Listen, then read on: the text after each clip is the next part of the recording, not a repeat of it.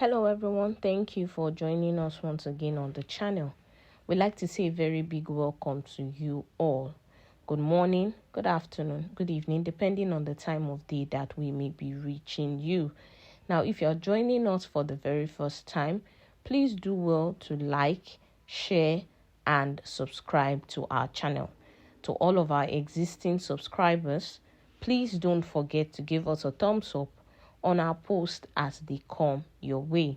We promise to keep bringing you nothing but authentic and verified news happenings around the country. Thank you and God bless you. On today's report, OSUN election, Adeleke forged certificates, says the tribunal. Verdict purchased the PDP. Well, we see from the Osun State election, which took place on July 16, 2022, to elect governor of Osun State, we saw that the incumbent All Progressives Congress governor, Gboyega Oyetola, was eligible for re-election, but he lost by a 3.5% margin to former Senator Adeleke, who is the nominee of the People's Democratic Party. Now, Adeleke and his running mate, Kola Adewusi, were actually inaugurated on the 27th of November. However, we saw that the Election Petition Tribunal overturned that result on 27th of January 2023, now awarding the win to Oyetola. Now, we see that Adeleke has immediately appealed that ruling, and he remains in office pending the results of the further litigation. Now, we see that the tribunal has said, they first stated that it was due to overvoting, and that when they took out the extra votes from the overvoting which was counted, it directly made Gboyega Oyetola the winner. Now, the tribunal is telling us that Adeleke forged a certificate and giving that as another reason for which the Adeleke is actually going to lose out on this election. Well, we're going to go into the details in full now, and let's see what the tribunal actually has as the concrete reason for awarding the win to Oyetola of the All Progressives Congress.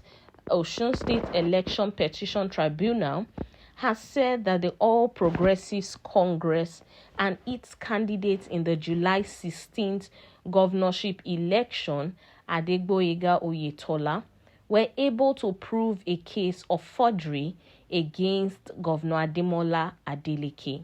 Now, the tribunal, however, held that the forgery case was not enough to disqualify him from contesting the election, adding that the PDP candidate had acquired further and additional qualifications. Now, delivering the majority judgment, the tribunal, which was led by Justice Tetsi Kume, noted that the petitioners were able to prove a forgery case against Adeleke at EC9, which is the affidavit in support of personal particulars about the governor told a lie about himself.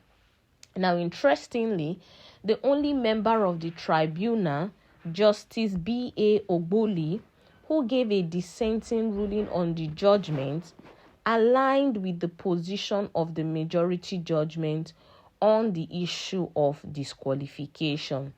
The tribunal held respondent through Mrs. Joan Arabs produced File D, which was tendered in evidence.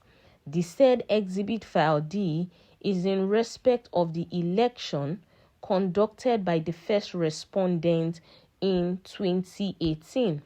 Now, Exhibit EC9, as earlier indicated, is the affidavit in support of the personal particulars of the second respondent, which he presented to the first respondent for the election of the 16th of July 2022. On page 2 of Exhibit EC9, the second respondent, Adeleke, in his handwriting, wrote under one school attended educational qualification with dates 2 Secondary, Ade Muslim Grammar School, Ade, attended 1976 to 1981. Penn Foster High School Diploma 2021. Number 3, Higher Atlanta Metropolitan State College, BSc Criminal Justice 2021. On page 4 of Exhibit EC9, there is a letter of attestation from the Ade Muslim High School dated the 22nd of May 2016. Now, learned counsel for the petitioners, as earlier stated, referred to the different names in the schools reproduced above and the evidence admitted by RW2 under cross-examination that OSUN State was created in 1991, and as such, any evidence that a disqualifying certificate or document stating it was from OSUN State in 1981 is a forgery. Meanwhile, the PDP yesterday alleged that the tribunal judgment that sacked Governor Adeleke was waybilled by the APC. Now, addressing journalists in Osogbo, the party leadership led the state caretaker chairman, Dr. Adekunle Akindele, said that the judge abandoned legal arguments and submissions to dwell on the trivial as the foundation for his pronouncement. Citing many examples of biases and personal hatred for Adeleke by the tribunal chairman, the party accused the Benue-born judge of serving as the mouthpiece of the petitioners during the hearing and of personal attacks on the governor in the ruling, citing the reference to the Bugadans in the judgment. Even if the judgment was waybilled to him as we suspected by his petitioner collaborators, he should have disguised and exercised some restraints by expunging the foul languages obviously written for him in local parlance of Buga lyrics to disrespect an elected governor. It shouldn't have gone so low, Akindele said. This is more so when he is expected not to be too carried away or in the least to be aware that his warped position was a mere starting point in the legal tussle in this constant as provided in our extant laws. For us as a party, we understand the desperation of those behind the Jankara judgment. We understand the trap they try to set against the beavers' innovation in our electoral system. We understand the desperation goes beyond the OSUN election or Governor Ademola Jackson Nuruddin Adeleke.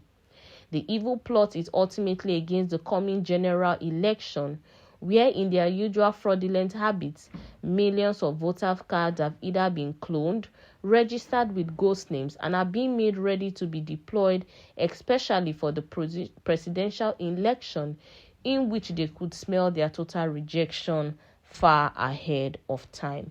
Well, that is it on the details of today's report, and we can see that the PDP is actually saying the judgment against Governor Adeleke is actually being purchased and is being perpetrated by the petitioners, which are the APC. Well, until we'll come your way next time with more news happenings, please do well to stay safe. Bye-bye.